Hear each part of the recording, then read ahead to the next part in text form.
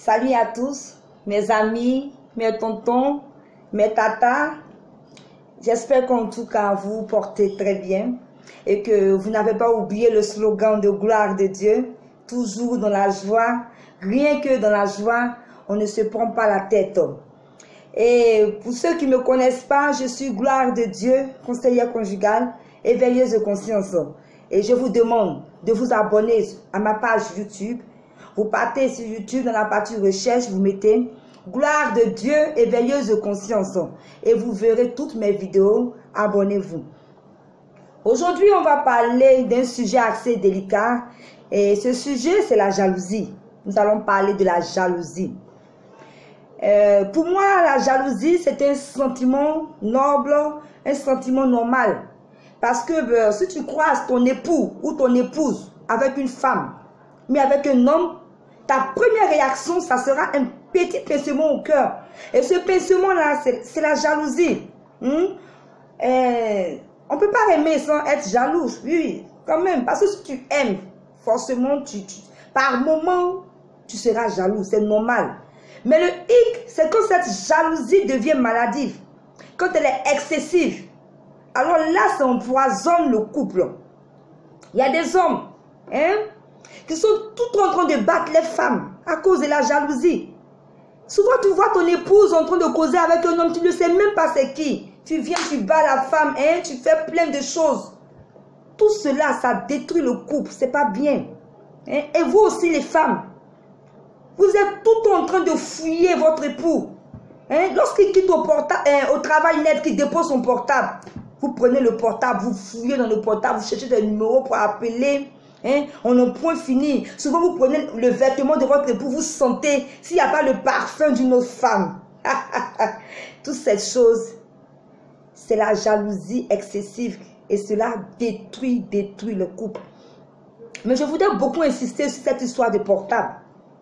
Parce qu'en temps normal, lorsqu'on est marié, nous formons une seule chair. Nous n'avons rien à nous cacher.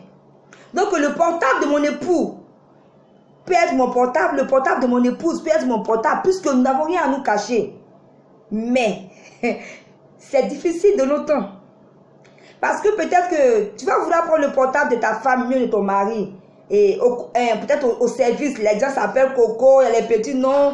Bon, quand tu vas prendre, tu vas voir certaines choses, tu vas te faire des préjugés, plein des idées qui peuvent détruire le couple pour ne rien, alors qu'il n'y a rien entre ton époux et cette dame ou bien ton épouse et cet homme. Donc, pour éviter tous ces préjugés, pour éviter toutes ces choses, l'idéal, c'est que chacun ait son portable. Si tu veux regarder dans le portable de ton époux ou de ton épouse, demande simplement la permission. Mais ne prends pas le portable de ton époux ou de ton épouse pour fouiller, pour chercher des choses, des histoires. On n'est point fini, prendre des numéros pour appeler. Si je vous parle de ça, c'est parce que je sais de quoi je suis en train de vous parler. J'ai vu que certaines choses. Le portable détruit les couples. Évitez de fouiller dans le portable de vos partenaires. Tu cherches quoi dans le portable de ta femme? Tu cherches quoi dans le portable de ton mari? Laissez-moi vous dire que l'amour, c'est la confiance. Le premier élément de l'amour, c'est la confiance. Si tu n'as pas confiance en cette personne, tu fais quoi avec cette personne? Il faut avoir la confiance pour que la relation puisse aller de l'avant. La vérité finit toujours par triompher. Donc si ton époux ou ton épouse te trompe, tu le sauras. Laisse la vérité venir à toi. Même tu cherches quoi? Tu fouilles dans quoi? Parce que ce que vous ne savez pas, quand vous cherchez, vous fouillez, vous vous faites du mal à vous-même. Sincèrement. Vous vous faites du mal parce que vous n'avez pas la paix. Vous êtes tout en train de chercher, de fouiller. Qui a appelé ma femme? Qui a appelé mon mari? Toutes ces choses, c'est pourquoi, chers amis, laissez-moi vous enseigner parce que vous êtes trop troublés et agités dans vos couples. Je ferai très bientôt une conférence pour vous parler. Gloire de Dieu va vous enseigner.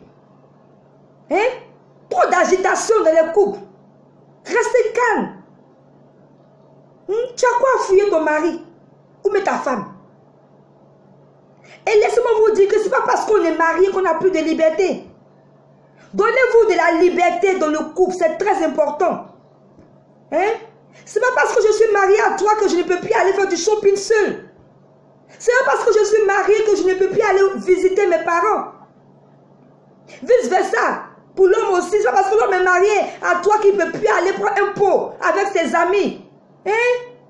On coupe. C'est vrai qu'on est marié. Parce que dès l'instant qu'on est marié, chacun de nous sait qu'il y a des choses qu'il ne peut plus faire. Parce que tu m'appartiens, je t'appartiens. Mais quand même, en dehors de ça, donnons une petite liberté, une petite intimité à chacun. Parce que lorsque tu étouffes ton partenaire ou ta partenaire, la conséquence c'est quoi?